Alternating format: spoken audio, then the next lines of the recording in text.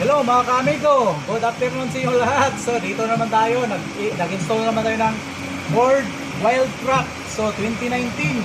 Yung kagandahan dito mga ka-amigo, nilagyan natin ng 9-inch na Android unit.